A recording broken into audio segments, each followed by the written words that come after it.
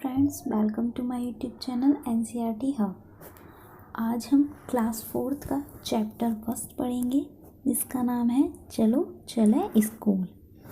तो फ्रेंड्स, इसमें जैसे कि हमारे इंडिया में कई कई स्टेट हैं और उनमें जाने आने का तरीका अलग अलग है। कोई मैदानी इलाकों में है, कोई पहाड़ी इलाकों में है, किसी में हर समय बारिश पड़ती रहती है, कहीं बिल्कुल सूखा है राजस्थान की तरह। तो ऐसे जगह जगह अलग अलग जगहों पर आने जाने के तरीके अलग अलग हैं। तो यही बताया गया है कि अलग अलग स्टेट के बच्चे किस हिसाब से अपने स्कूल जाते हैं, किस तरीके से स्कूल जाते हैं।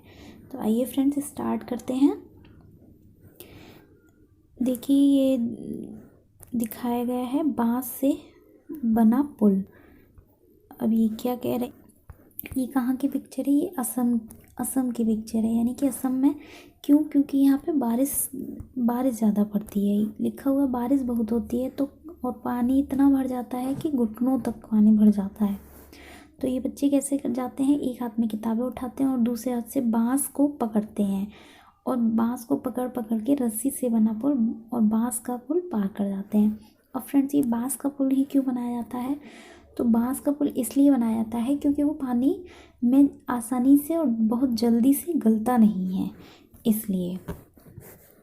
तो फ्रेंड्स आगे चलते हैं। अब ये है वो असम का पिक्चर था। अब ये लद्दाख का पिक्चर है, जहाँ कहाँ किससे जाते हैं? ट्रॉली से।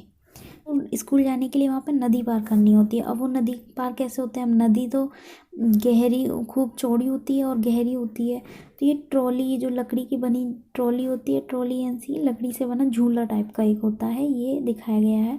अब ये बच्चे 4-5 बच्चे इस एक ट्रॉली में बैठ जाते हैं, जैसे कि ये जा रहे हैं। और ये जो ट्रॉली होती है वो खिसकती हुई रस्सी दूसरी तरफ नदी के पहुँच जाती है और एक साथ 3-4 बच्चे इससे पहुंच जाते हैं। तो ये कहाँ का पिक्चर था? ये लद्दाख का पिक्चर था, जहाँ ट्रॉली से आते हैं। और हमने इससे पहले उसमें देखा था असम का, जो बांस से बने पुल को पार करके बच्चे जाते थे। ये है सीमेंट का पुल। हमें कई बार कई जगह पानी पार करना पड़ता है, तब हम भी पुल से आते हैं। ये सीमेंट ईंटों और लोहे के सरियों से बना होता है। देखो, पुल पर चढ़ने उतरने के लिए सीढ़ियाँ भी हैं। अब ये एक सीमेंट का पुल दिखाया गया है, जो कि ईंट, सीमेंट और लोहे से बना हुआ है और इसको पार कर, इस पर चढ़ने के लिए सीढ़ियाँ भी बनी हुई हैं। तो ये ज़्यादातर मैदानी इलाकों में होता है, जैसे कि आपने भी कई अपने आसपास के देखे होंगे सीमेंट से बने हुए पुल। अभी केरल का पिक्चर है। केरल वल्लम होता है, लकड़ी की बनी छोटी नाव को वल्लम कहते हैं केरल में। तो फ्रेंड्स, ये केरल के कुछ भागों में बच्चे पानी को पार करने के लिए वल्लम में बैठकर स्कूल तक पहुंचते हैं। ये है लकड़ी की बनी एक छोटी नाव जिसको वल्लम कहते हैं। केरल में बच्चे उसी से स्कूल जाते हैं। अब राजस्थान में जैसा कि आपने सुना होगा, ऊँट गाड़ी फेमस होती है। अब ऊँट गाड़ी क्यों फेमस होती है?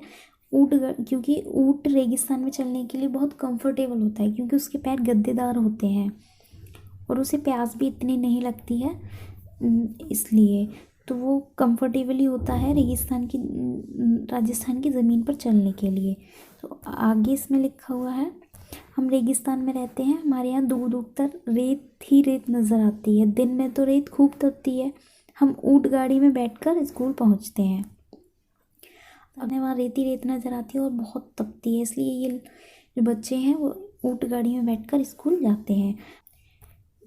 बैलगाड़ी का पिक्चर दिखाया गया है। मैदानी इलाके का एक गाँव है जिसमें बच्चे बैलगाड़ी से स्कूल जा रहे हैं। हम बैलगाड़ी पर बैठकर हरे भरे खेतों में से धीरे धीरे निकलते हुए स्कूल पहुंचते हैं। तेज़ धूप या बारिश हो तो हम अपनी छतरी खोल लेते हैं। अब अगर धूप और अगर बारिश है तो ये छतरी खोल लेते हैं और बैलगाड़ी पर बैठकर जा रहे हैं। ये मैदानी इलाके का एक गाँव है। यहाँ एक टीचर्स के लिए पॉइंट है कि जानवरों को गाड़ी खींचते समय कैसा महसूस होगा।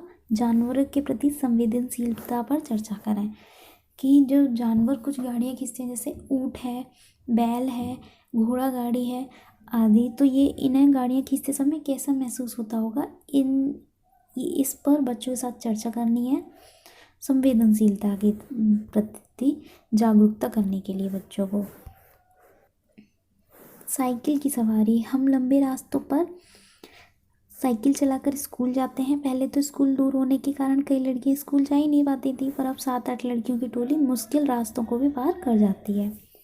तो ये मैदानी इलाकों की है कि पहले रास्ता जो स्कूल की दूरी होती थी वो ज़्यादा दूर होती थी, इसलिए लड़कियों को स्कूल नहीं भेजते थे। लेकिन अब 7-8 लड़कियां यदि इकट्ठी होकर टोली बनाकर जाती हैं तो वो भी मुश्किल रास्तों को पार कर जाती हैं।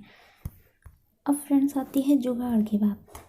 यह है जुगाड़, हमारी गाड़ी का नाम है जुगाड़। ये फटफट करती हुई चलती है ना शानदार। आगे से देखो तो मोटर बाइक और पीछे से देखो तो लकड़ी के फट्टों से बनी होती है ये गाड़ी।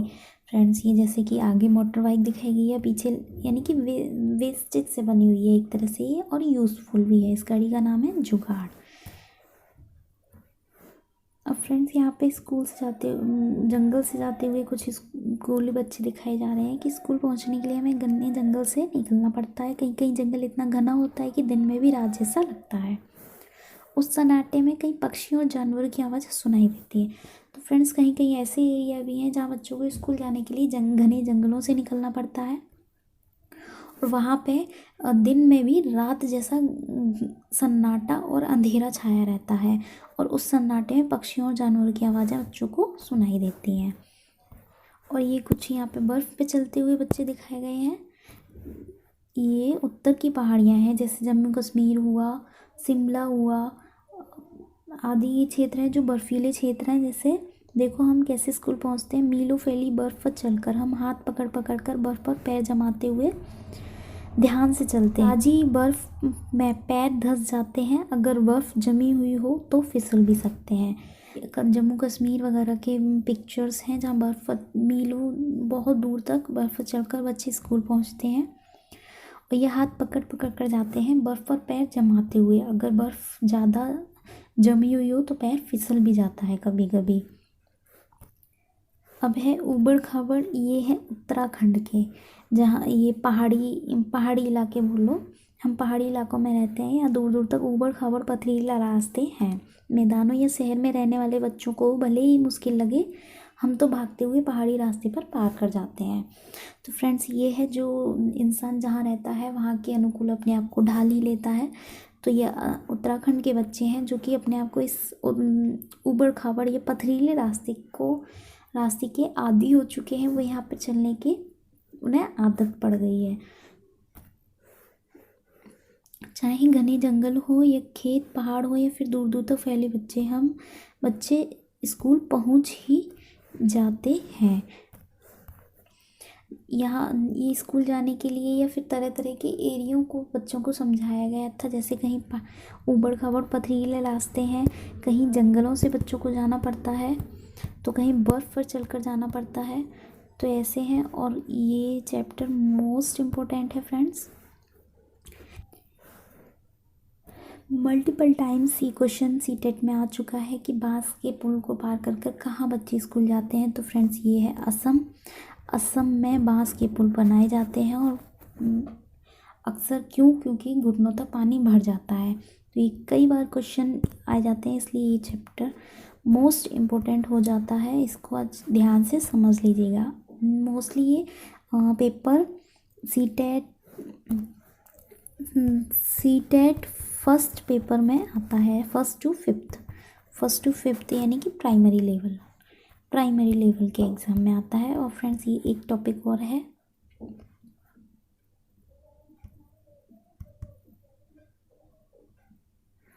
यहाँ पर एक टीचर्स के लिए ध्यान देने पॉइंट है कि स्कूल पहुंचने के लिए बच्चों द्वारा प्रयोग किए जाने वाले विभिन्न साधनों पर चर्चा करें।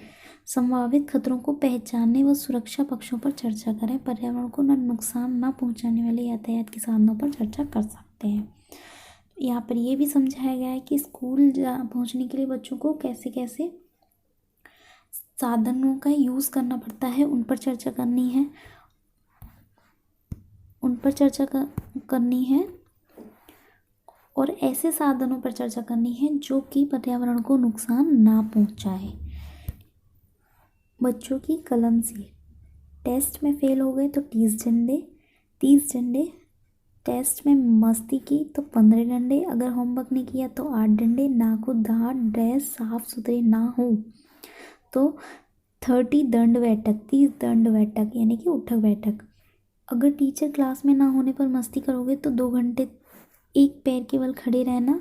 अगर आधी छुट्टी के बाद समय पर क्लास में नहीं पहुंचे तो 1 घंटे तक दोनों हाथों को ऊपर करके बेंच पर खड़ा होना पड़ेगा। तो फ्रेंड्स, ये जो एप्लीकेशन या फिर एप्लीकेशन है वो सागर मिश्रा कक्षा 5th के बच्चों ने लिखी है 2006 अगस्त में।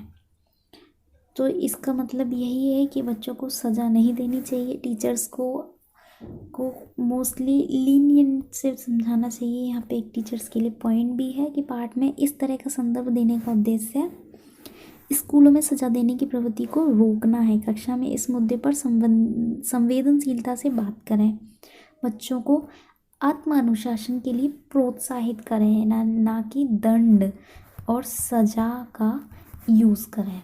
अगर उन्हें डिसिप्लिन में रहना सिखाना ही है तो उन्हें मोटिवेट किया जाए, उन्हें प्रोत्साहित किया जाए, ना कि उन्हें सजा दी जाए। तो फ्रेंड्स, अभी ये हमारा चैप्टर कंप्लीट होता है, लेकिन ये चैप्टर मोस्ट इम्पोर्टेंट है तो इसको ध्यान से समझ लीजिएगा। मिलते हैं नेक्स्ट वीडियो में। Okay, bye bye.